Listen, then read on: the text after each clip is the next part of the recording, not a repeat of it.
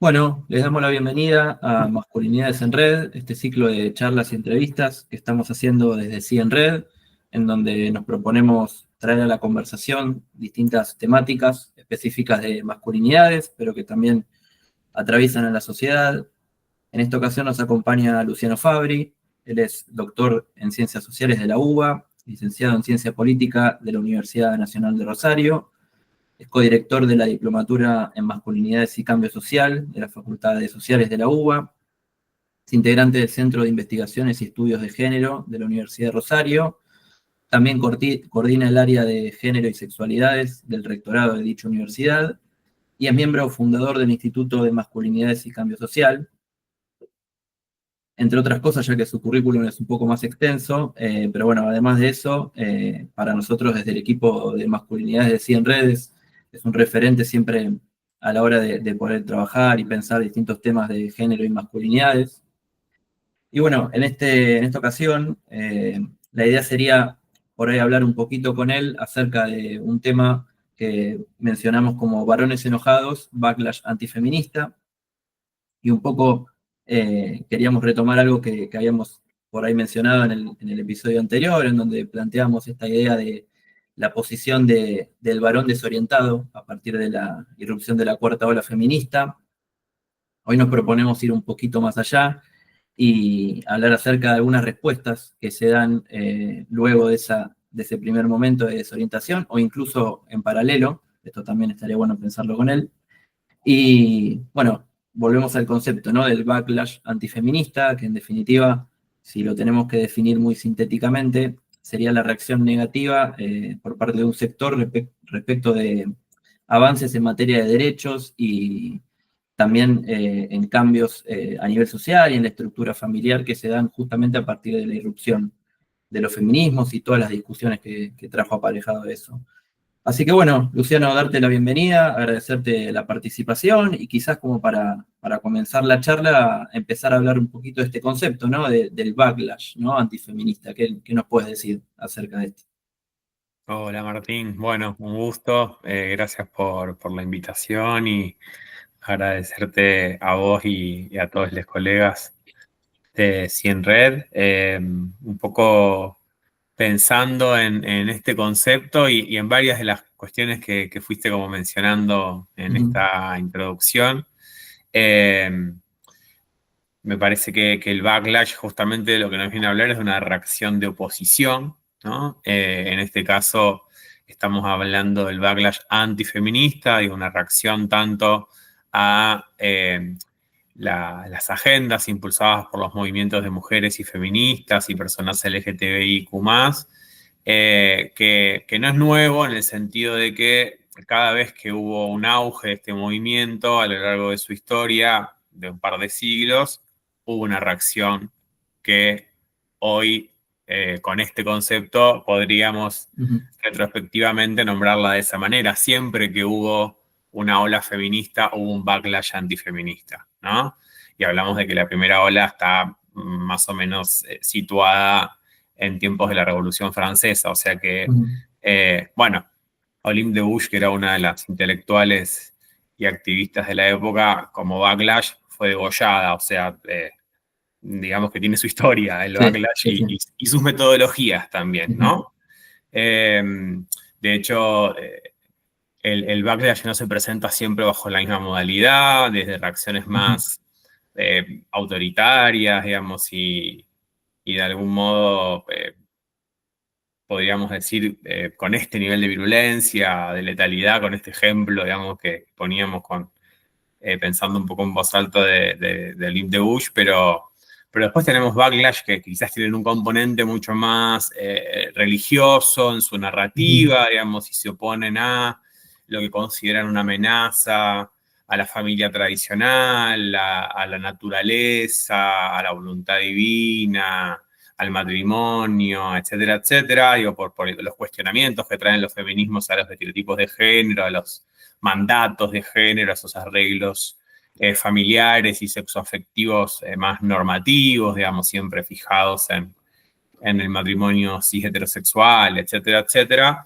Pero también hay modalidades más más seculares, que no necesariamente son incompatibles o mutuamente excluyentes, sino que se Claro. articulan desde discursos que recuperan una narrativa de derechos, ¿no? Digo, en los 80s, 90s, la idea del derecho del niño por nacer, por ejemplo, es una narrativa, digamos, que se apropia de una discursividad democrática, postdictatorial, con un contexto de convenciones y tratados internacionales que fortalece esa retórica de la apelación al derecho, y ellos de algún modo también la toman para Ujú. discutir cuáles son las jerarquías, las compatibilidades, las incompatibilidades entre esos supuestos derechos, y parte de su estrategia de backlash es, por ejemplo, meterse a discutir los términos de esas convenciones.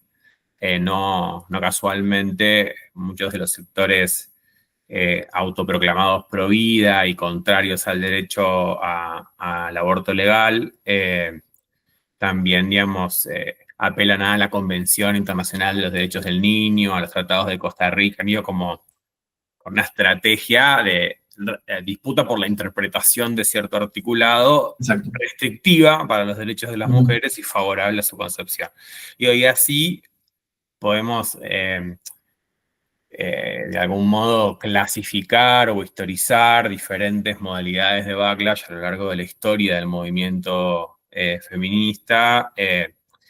Y creo que con la potencia que tuvo esta denominada cuarta ola feminista, que de algún modo es la que se acuerda como la última, ¿no? En términos Ujú. más historiográficos, del 2015 hasta parte, con la particularidad de que es la primera ola que emerge desde el sur global, ¿no? Que emerge desde Argentina y desde Sudamérica hacia el mundo, digamos, a partir del 3 de junio del 2015. Eh, digo, pero digo, por un lado porque es contemporánea a nosotros, ¿no? Y por eso también la vivimos con Ujú. una intensidad que no la vivís cuando la lees de algo que pasó hace 50, 100, 200 años, ¿no? Pero por otro lado también porque tuvo ciertas particularidades que hacen a cierta especificidad del backlash actual, que es un poco el que nos lleva a hablar de eh, lo que estamos viendo hoy con esta ola anti-woke, con Ujú. la demonización y la estigmatización de lo que llaman ideología de género, desde algunos de los presidentes, digamos, de los países centrales como Trump, o como Meloni, o como Vox, o el mismo Milei en Ujú. Argentina, y qué expresiones tiene eso también entre los varones jóvenes, desorientados, enojados, etcétera, etcétera. Ujú.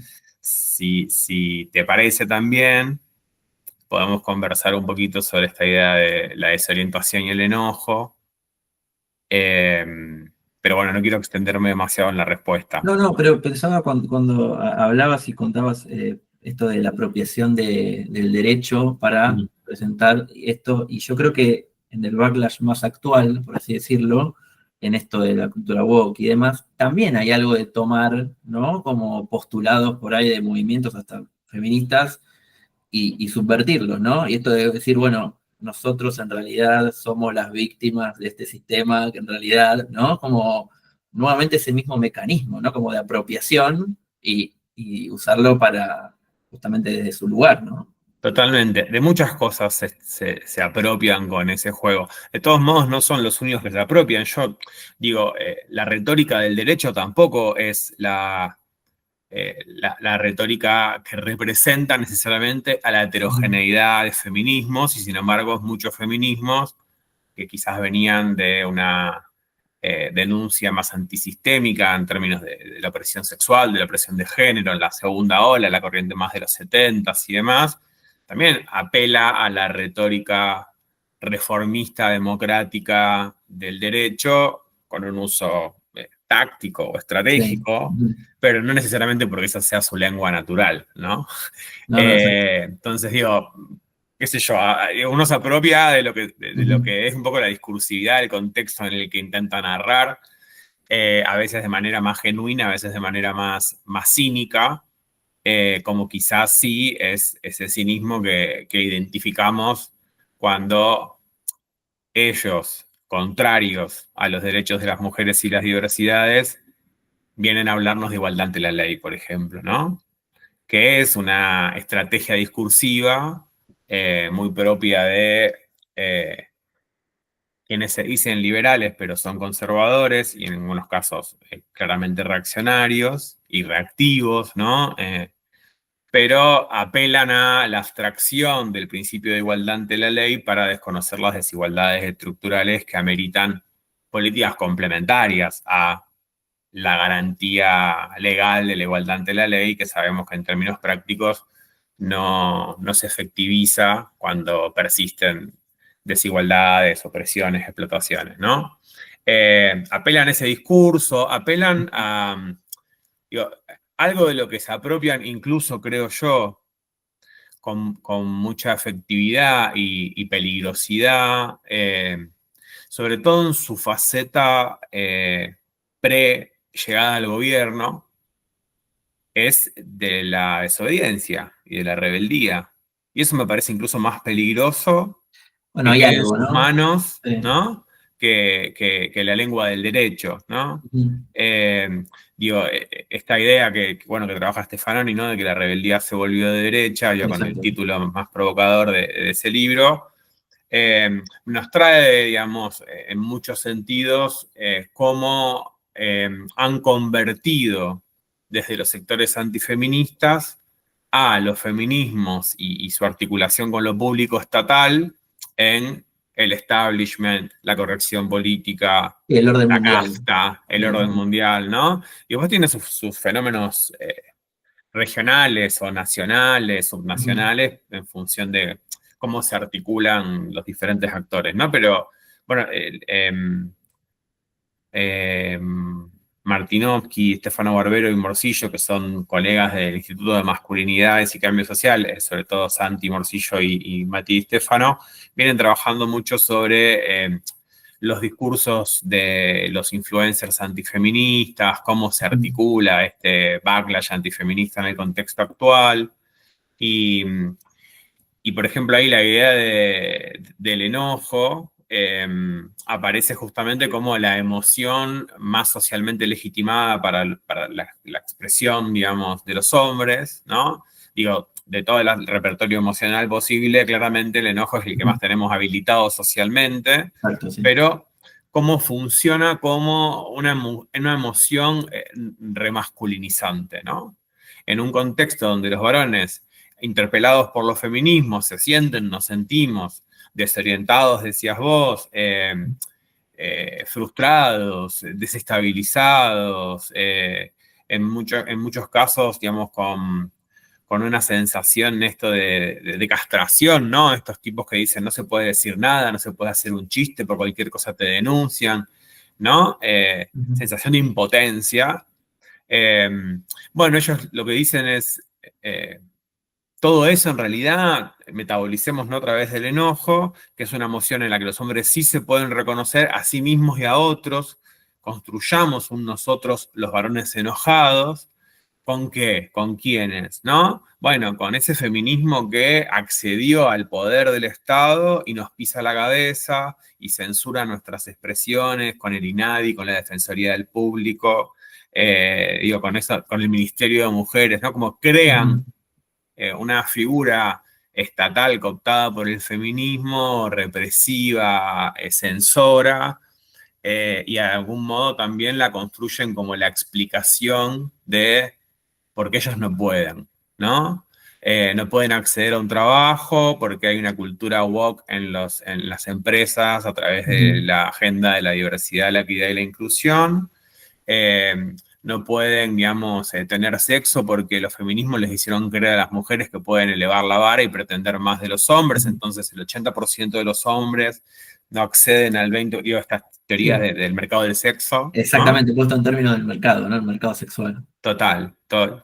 Entonces, bueno, un poco, digo, de hecho, no me acuerdo cómo se llama este payaso que es un influencer, bueno, con el perdón de los payasos, Ujú. un comunicador ligado, digamos, al espacio libertario, digamos, que en el programa de Trebuch decía ayer o anteayer que los varones jóvenes nunca van a votar el peronismo porque el peronismo es el que les sacó la posibilidad de coger, ¿no? Y que es lo único que en realidad los varones jóvenes quieren. ¿Por qué les sacó la posibilidad de coger? Y porque no les dio un acceso a un buen trabajo que les permita tener un sueldo para pagar el telo, y aparte el feminismo hizo que llevar a una piba a un telo sea entendido como acoso. No se sabe cuáles son los puentes Sí, de sí, sí, sentido, sí. bueno, pero él dijo Argumentación más o construida menos sobre... eso, ¿no? Entonces, ¿qué le ofrecen a los pibes? En esos 45 segundos de su intervención, ¿no? Un chivo expiatorio, un causal de que no tengan, de que vivan de manera precaria, y lo cual es absolutamente cierto, preocupante, y materia de análisis de qué políticas les ofrecemos a los varones y a los varones jóvenes en tanto sujetos de género. Otro tema, si querés, pero digo, Sí, sí. ahí hay una narrativa que dice, vos no tenés acceso a trabajo y a un buen sueldo por el peronismo, ¿no? Y al mismo tiempo, y tampoco podés coger por el feminismo. Y el peronismo y el feminismo en estos últimos años fueron los que te cagaron la vida, te pisaron la cabeza, no te dejaron crecer, ser libre, etcétera, etcétera. Entonces, de esa manera, claro, para un varón que se encuentra en una situación de precariedad, de vulnerabilidad, de soledad, de desocupación, etcétera, etcétera, e interpelado, digamos, por un contexto de cuestionamiento de esa masculinidad patriarcal, eh, le es más fácil vincularse con el enojo que con la vulnerabilidad, con su propia sensación de impotencia, de malestar, básicamente, ¿no? De registrar su malestar. Y, y ahí les ofrecen el mecanismo del enojo, de la revancha, de la deshumanización, de esa oposición, de la crueldad, como parte de una forma de agruparlos y de movilizarlos, Sí, ¿no? como una Y identidad, ¿no? Les total. brinda como esa identidad. Una identidad, una compensación también, es una estrategia de compensación, ¿no? Digo, Facundo Lesker habla mucho digamos, de cómo la producción de la subjetividad, digamos, en el sistema patriarcal es una producción de la subjetividad de los hombres para asumir una posición de dominio, ¿no? Una subjetividad para la dominación, pero que en términos prácticos lejos está de alcanzar la posición de jerarquía que le permite tal dominación. Por lo tanto, es una subjetividad también muy frágil, ¿no? Y a esa fragilidad se la compensa de diversas maneras. En buena medida es la disposición de los tiempos, de las vidas, de las sexualidades, de las mujeres, parte de ese mecanismo de compensación que nos dan a los hombres para seguir dentro del marco de lo que el patriarcado nos ofrece como reglas. Y bueno, cuando esas compensaciones se reducen, producto de transformaciones del mercado, del orden de género, del empoderamiento feminista, etcétera, etcétera, hay backlash, ¿no? Digo, hay reacción. Exacto. ¿Y crees que justamente esta cuestión planteada en términos de el orden mundial es progresista y demás, permite que por ahí varones más jóvenes tengan más facilidad para rebelarse ante eso, siendo que justamente esa juventud tiende como a rebelarse más contra un orden establecido que contra algo que no lo es, ¿no? Ujú. Sí, yo creo que de algún modo logran construir eh, con esa discursividad, con esa narrativa, eh, un, un opresor, ¿no? Ante el cual hay que rebelarse. Y por eso también logran de apropiarse de la idea de rebeldía, de la desobediencia. Ahora, lo que es interesante también es ver qué es lo que hacen cuando están en el poder. Porque en última instancia, ponele que le creíste, Claro, sí, sí, ¿no? exacto. ¿Qué pasa ahora? Creíste que ese era el sujeto de la rebeldía, ese outsider que Ujú. venía, ¿no? Eh, bueno, cuando uno después empieza a ver que los que automáticamente, cuando están del otro lado del mostrador, empiezan a censurar son ellos, que empiezan a prohibir determinadas palabras en el ámbito de la cultura, en el ámbito de la educación, en los ámbitos de gobierno, bueno, ya no se puede mirar desde la perspectiva de género, no se puede usar el lenguaje inclusivo, no se puede, digo, o mismo Trump en Estados Unidos, lo que están haciendo con los fondos de USAID, cerrando programas en todo el mundo, o prohibiendo, por ejemplo, que puedas acceder a una beca Fulbright si en tu historial académico está en el campo de los estudios de género, feministas, antirracistas, bueno, todo eso que engloban en lo woke, ¿no? También la lucha socioambiental.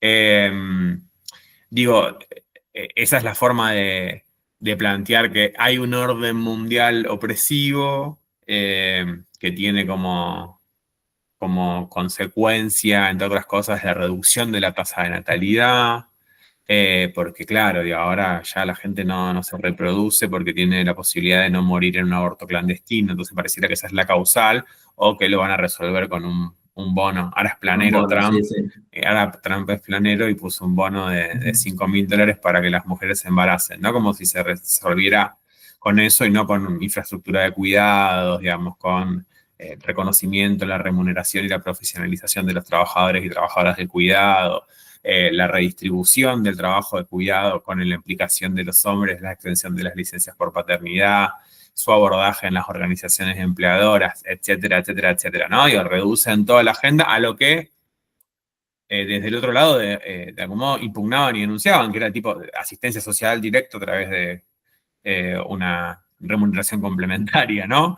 Bueno, eso siempre fue absolutamente demonizado, populismo, comunismo, etcétera. Ahora no se les ocurre hacer otra cosa más que eso.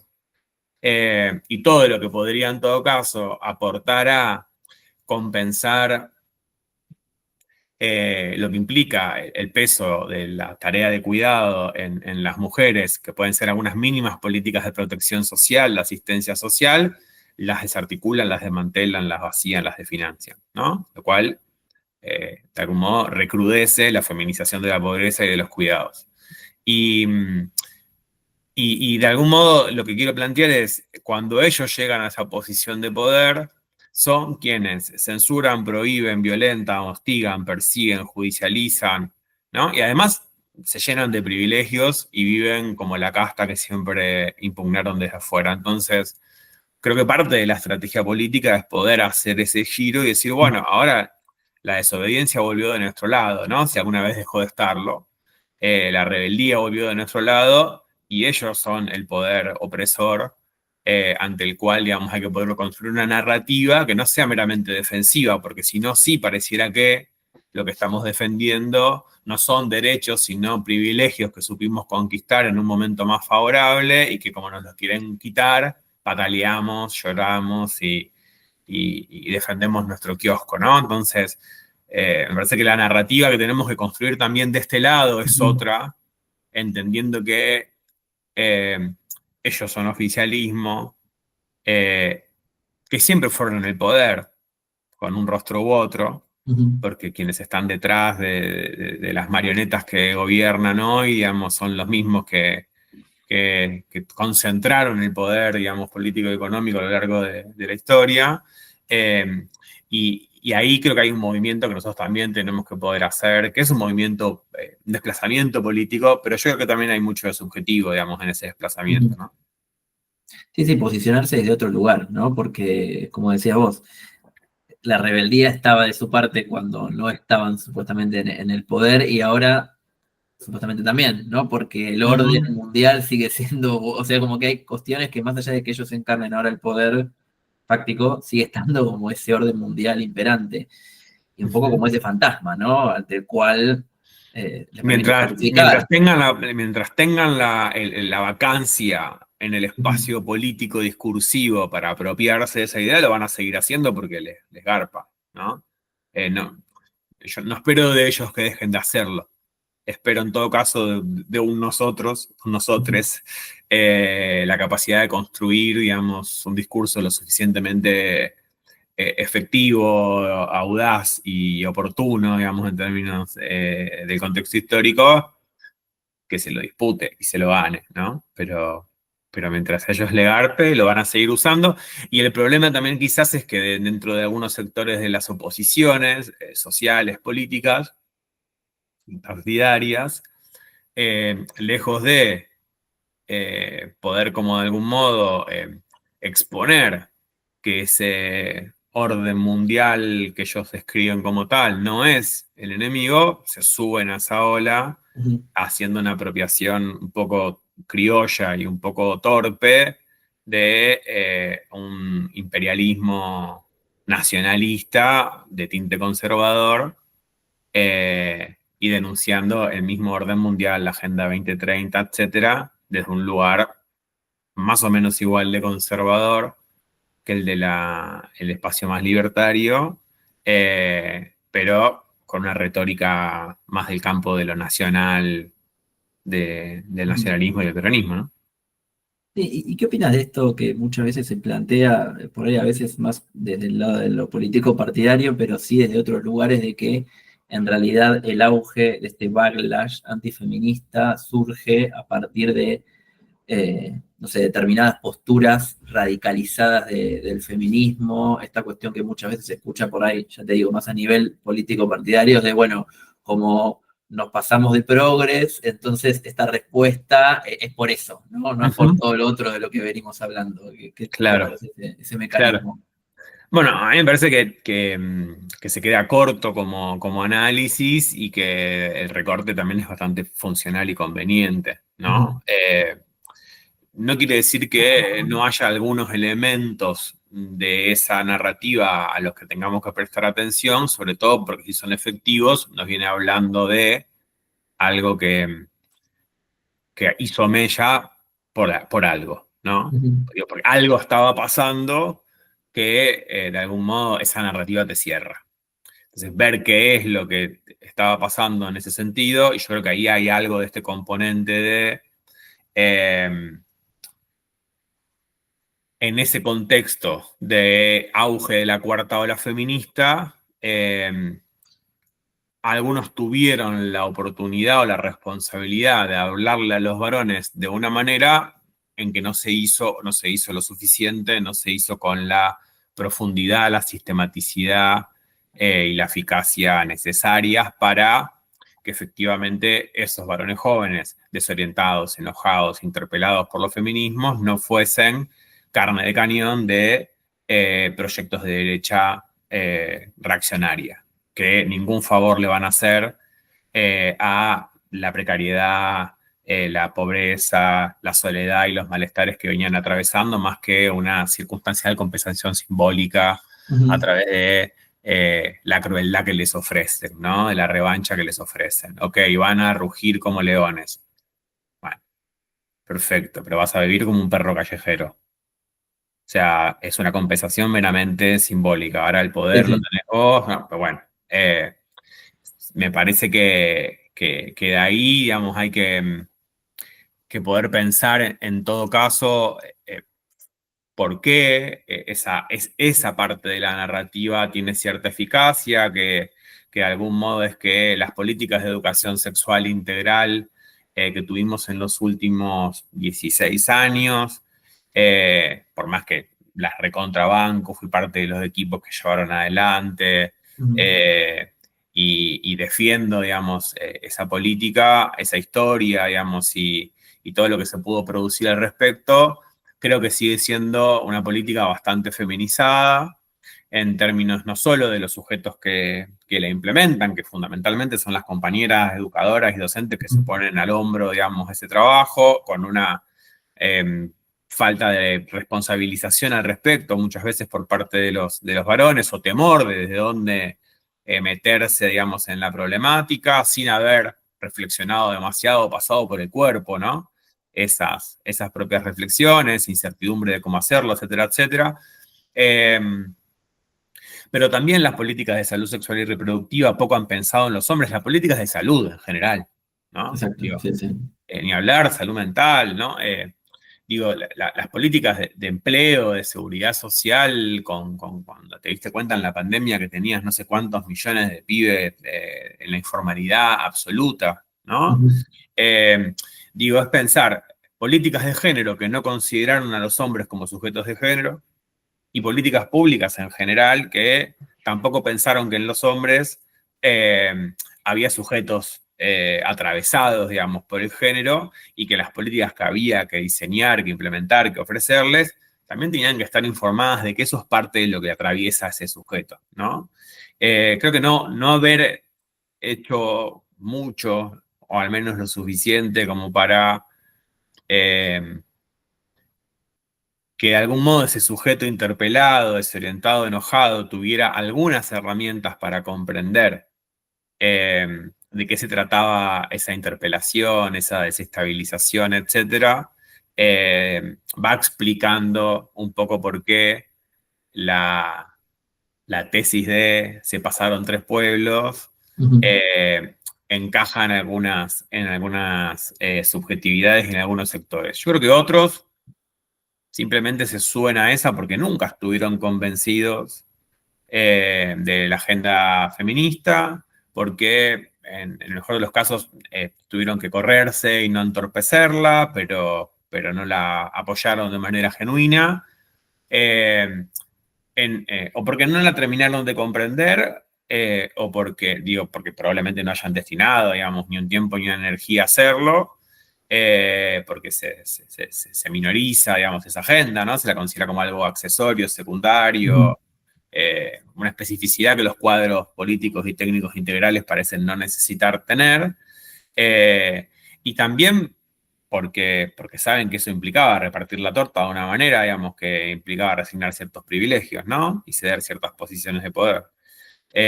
Y hoy, eh, de algún modo, es como que tienen la oportunidad de encontrar un tabique, digamos, a esos avances, ujú, haciéndose un poco eco de esta hipótesis de que, bueno, parte de esta ola reaccionaria es por haberse pasado de rosca con los feminismos, con los progresismos. Yo sí creo que hay algo de eso que vagamente se cuestiona como progresismo, como socialdemocracia, eh, que para mí fundamentalmente es tibieza, y después habría que ver si ideológicamente se corresponde o no a estas formas en las que se lo denomina peyorativamente. Para mí el progresismo no es algo peyorativo, más allá de que no sea ujú, mi identidad política ideológica. Pero sí me parece que hay algo de verdad a atender, digamos, en cierta impugnación de esa agenda que se denomina progresista cuando creo yo lo que sucede es una política de reconocimiento identitario y simbólico bastante compatible con el neoliberalismo porque no afecta a cierta distribución material de las estructuras de poder, ¿no? Entonces, ahí sí hay algo, ujú, bueno, discutamos eso, ¿no? Si se puede pensar, digamos, si la agenda de género es efectivamente una agenda meramente cultural, digamos, o del orden de lo simbólico identitario, que no atiende a la necesidad de transformaciones económicas, materiales, estructurales. Yo no creo que eso haya sido lo único que se hizo. Sí, creo que, por ejemplo, discutir el sistema de cuidados en Argentina hubiese sido un paso muy importante en términos de eh, interpelar y transformar esa estructura, pero por algo no se llegó a hacer, ¿no? Eh, no considero que el derecho al aborto o el derecho a la identidad de género sean meramente simbólicos o de transformación exclusivamente del orden de lo cultural. Eh, sí considero que fue mucho más difícil avanzar en transformaciones más ligadas precisamente a la redistribución del poder y de la riqueza, no solo en términos de género, sino en términos mucho más generales, ujú, más integrales de la agenda política económica. Y ahí sí, yo comparto que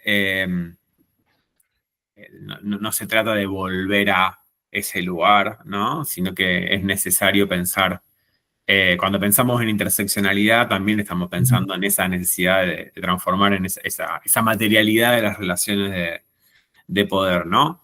Eh, pero bueno, a mí me parece que hay muchos elementos o muchos factores para poder pensar esa reacción antifeminista. Creo que hay uno que está bastante subestimado, pero que en los últimos tiempos se viene como divulgando algo de investigación, de producción de evidencia al respecto, que tiene que ver más con cómo los sectores de las nuevas derechas se montan sobre la precariedad material de los hombres jóvenes eh, para radicalizarlos en un sentido supremacista de género, blanco, etcétera, ¿no? Digo, ahí se estuvo, mira, esto lo tengo por acá arriba, este informe que se llama del proveedor al precario, en realidad es en inglés, From Provider to Precarious, cómo el declive económico de los hombres jóvenes está siendo aprovechado por el backlash antifeminista. Es de Javier Carbonell, que es un investigador español, Ujú. pero investiga en una universidad de Edimburgo y el informe amplio, digamos, extenso, está en inglés, pero salió un artículo en el periódico El País de España explicando un poco esto, ¿no? O sea, los varones jóvenes en Europa Occidental en general y particularmente en Francia y en Bélgica hoy tienen una brecha salarial casi paritaria o incluso en detrimento de los varones jóvenes porque tienen menos estudios y acceden a trabajos más precarios respecto a las mujeres de su misma edad, ¿no?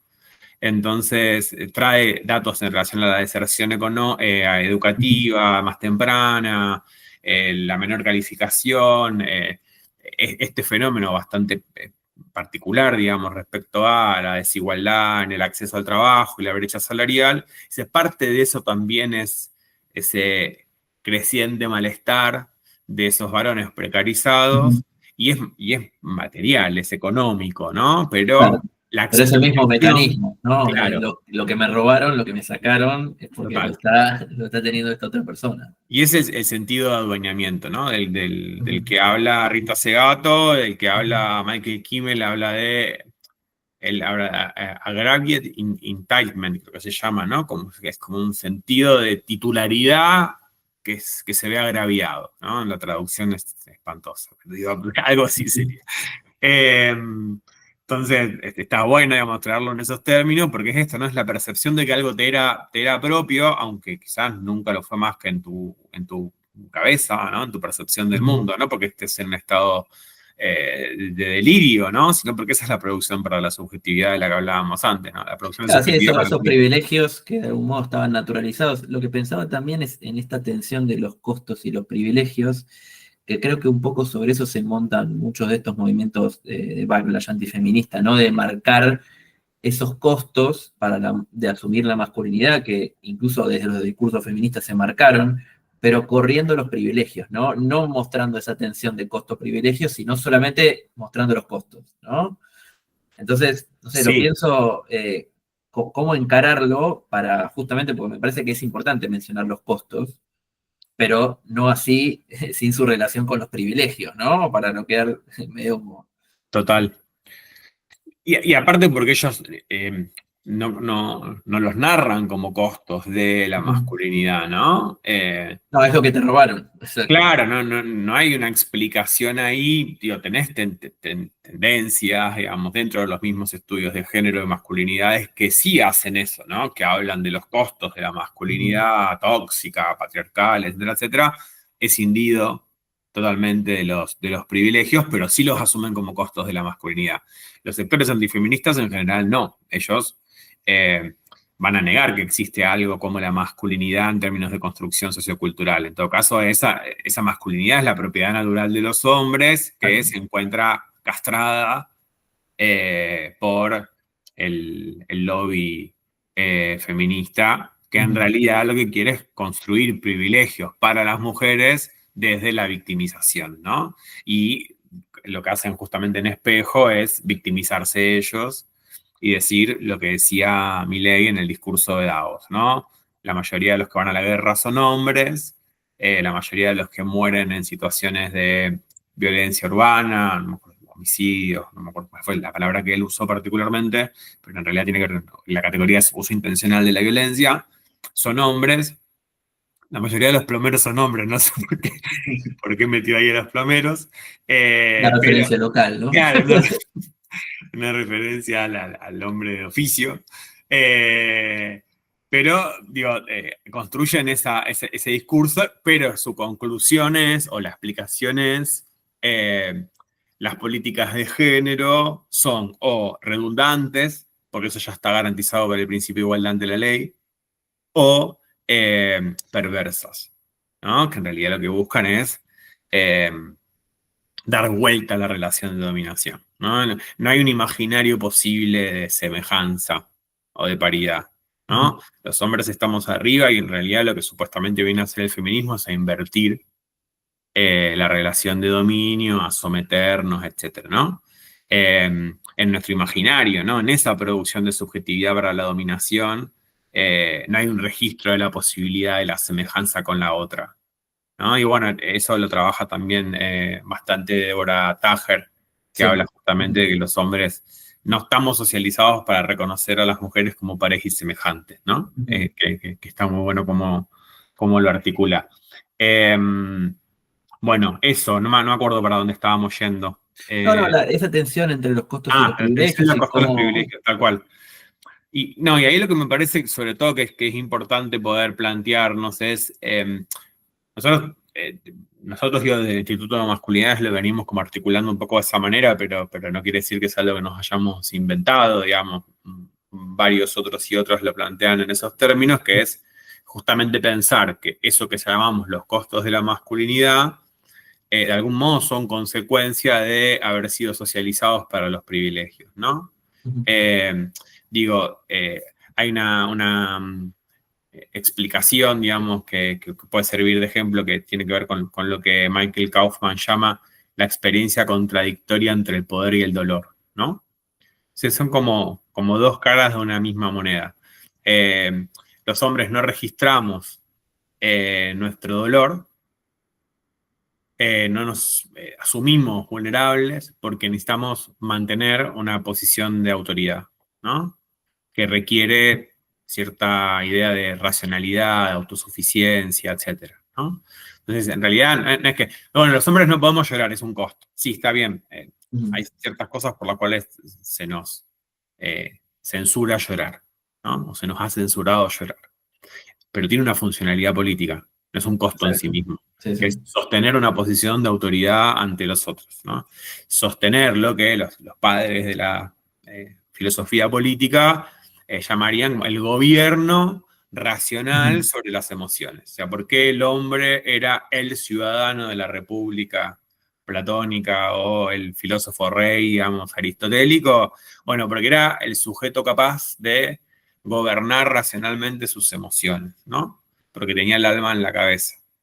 A diferencia de las mujeres y los esclavos que tenían el alma en el vientre y por tanto tenían una relación de incapacidad de dominio de sus propias emociones, ¿no? Con el aditivo de que las mujeres eran histéricas porque el útero era un sujeto autónomo dentro de su Ujú. cuerpo que se movía de adentro. Sí, sí, Digo, sí. de algún modo, toda esa narrativa, digamos, viene a explicar por qué la represión estoica de las propias emociones vinculadas a la vulnerabilidad, a la interdependencia, etcétera, tienen una funcionalidad política para el dominio. Entonces, hay una relación entre esos costos y esos privilegios. Lo cierto es que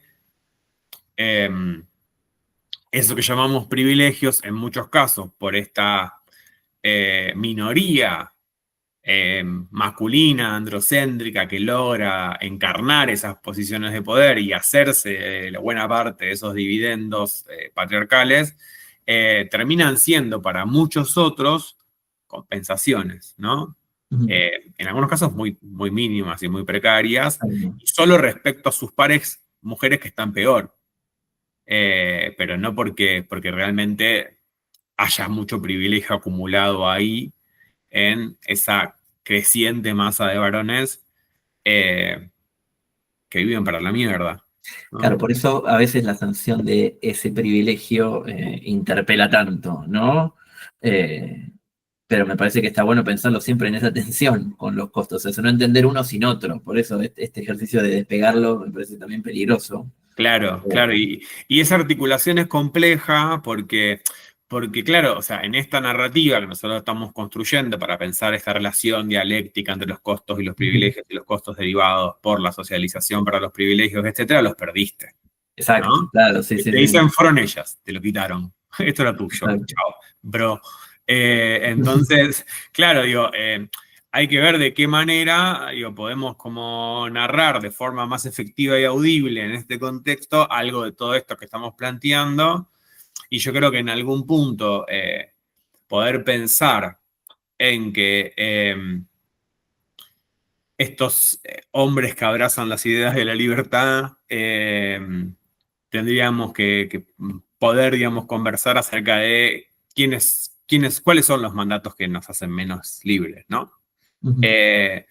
¿Y a qué responden, digamos, esas causas de morbo y mortalidad de los hombres, por ejemplo, que nos vienen a hablar de cuán mal la pasamos?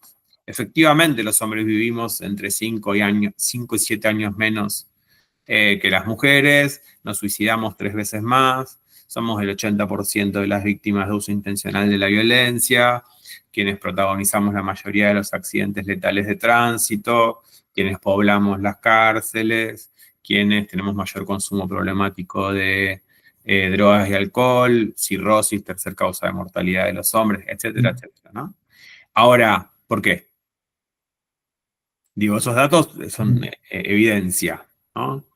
¿Por qué? Digo, disputar la interpretación de los costos es poder dar cuenta de que esos datos no vienen a desmentir la existencia del patriarcado y a exponer un invento de los feminismos, Ujú. sino dar cuenta de que el patriarcado también tiene mandatos para los hombres, ¿no? Que existen los mandatos de masculinidad y que son justamente los feminismos lo que nos ayudaron a empezar a verlos. Hay que dar una disputa interpretativa de esos datos sin negarlos, porque si no caemos en la relativización de esos datos Exacto, o sí, la sí, ni negación hablar. de esos datos, Ujú. eh, y nos estamos perdiendo la oportunidad de encontrar explicaciones que permitan que esos varones registren que efectivamente tienen un malestar, que corren un riesgo, que no todo es privilegio para los varones en este sistema, eh, y que a los feminismos también les importan los varones, nos importan los varones, ¿no? Que si hay estudios sobre la masculinidad también es porque los feminismos y los estudios de género les dieron herramientas y calce para que tengan lugar, digamos, ¿no? Para que existan. Eh, entonces me parece que ahí hay como toda una disputa a dar, digamos, que hace, digamos, a que pensemos mucho en cómo trabajar sobre esta idea de los costos. Yo a veces lo que simplemente intento hacer es hablar de los efectos de los mandatos de masculinidad, ¿no? Ujú. Los efectos para cada hombre, los efectos para los hombres como grupo, digo, en términos de la homosociabilidad, los efectos sobre las mujeres y las diversidades. Y en esos efectos vas mechando algo del orden del costo, De costo, algo del exacto. orden del privilegio, Exacto. sin necesidad de nombrarlo de esa manera incluso, ¿no? Eh, y hay como vías de entrada, porque claro, cuando estás hablando de los efectos sobre el hombre, en muchos casos estás hablando de esos costos, pero vas generando apertura y escucha y de repente como cuando le pasás los datos, los porcentajes y demás, ni ellos, digamos, se los creen, porque esa retórica de los datos de lo mal que la pasan los hombres no es algo de sentido común para todos los No, hombres, ¿no? no, no, no. Entonces también les sorprende cuando hablas del impacto sobre la salud, que eso no responde a causales biológicas, naturales, genéticas, etcétera, sino que tienen que ver con los efectos de la socialización en los mandatos de masculinidad y además también es algo que les genera interés y al mismo tiempo les genera una cierta apertura para escuchar el momento en el que llegues a explicar cómo esos mandatos, además de provocarle heridas a ellos, hicieron que ellos le provoquen heridas a otras, ¿no? Y ahí, digamos, poder hablar justamente de las diferentes modalidades de violencia en razón de género contra las mujeres y contra las diversidades, las desigualdades en el mundo del trabajo, en el acceso a determinadas oportunidades en el ámbito de la política. Bueno. Entonces es como que ya fuiste como preparando un poquito más Sí, sí, ese hay que ir terreno. preparando el terreno como para poder plantear estas cuestiones, ¿no? Ujú, ujú. Sí, pero tampoco tomarse todo el tiempo del mundo, porque algo que muchas No, veces no, no. sucede Sí. es que efectivamente por no incomodar, porque bueno, ¿cómo van a reaccionar? Es como que, bueno, parece que para la última clase dejamos la parte en la que ellos también tienen privilegios, ¿no? Y me parece que ahí hay que hacer ese camino pedagógicamente o comunicacionalmente ese camino dialéctico del que hablábamos antes, que tiene que ver más con una mirada epistemológica de esa relación costo-privilegio, ¿no? Ujú.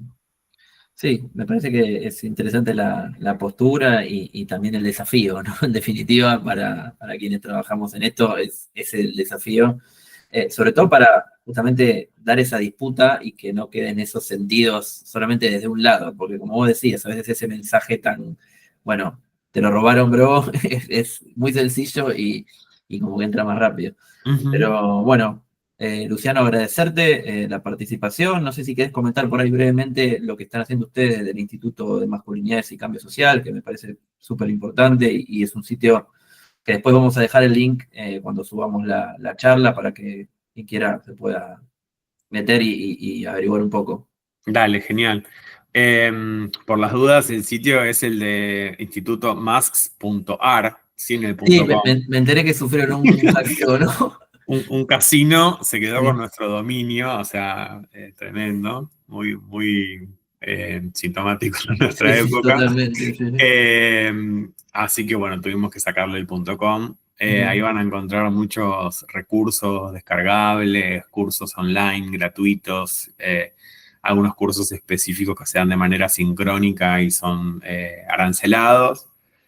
Ahora justo está por empezar uno que es sobre, hablando de los bro, ujú, estamos conectados a los cripto bro, que tiene que ver más con varones y finanzas y especulación. Eh, Ahora se está desarrollando, está por terminar ya la semana próxima, uno sobre herramientas pedagógicas para el trabajo con varones y después el último que está programado es sobre varones y salud, ¿no? ujú, Que va a salir en algunas semanas seguramente. Eh, bueno, aparte de tener como mucho foco en el trabajo más pedagógico, de realizar formaciones, sensibilizaciones, capacitaciones, digamos, hay toda una línea que desarrolla el área de investigación,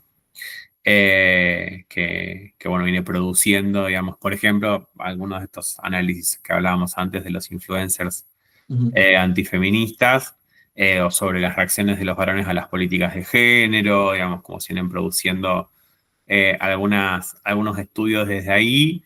Y después participamos de articulaciones, una red de masculinidades en Argentina, una red, digamos, que es más latinoamericana, que es Men ujú, Engage, una campaña por la masculinidad y los cuidados en la paternidad, que es Men Care. Bueno, diferentes vínculos regionales, internacionales, que nos permiten seguir como profundizando y actualizándonos un poco en esta agenda, en este contexto y aprendiendo de otros y de otras que vienen haciéndolo en algunos otros lugares de la región y del mundo. Así que ahí hay experiencia acumulada de los últimos ujú. 5 o 6 años para compartir y bueno, siempre ahí a disposición de tender estos espacios de diálogo. Bueno, genial. Vamos a estar compartiendo la página, vamos a chequear bien que sea el sitio de ustedes. Así que bueno, nuevamente gracias Luciano por la participación y nada, nos estamos viendo. Muchas Muchas gracias. gracias, Martín. Les dejo un Hasta abrazo. luego. Nos Chao, vemos. chao. Abrazo.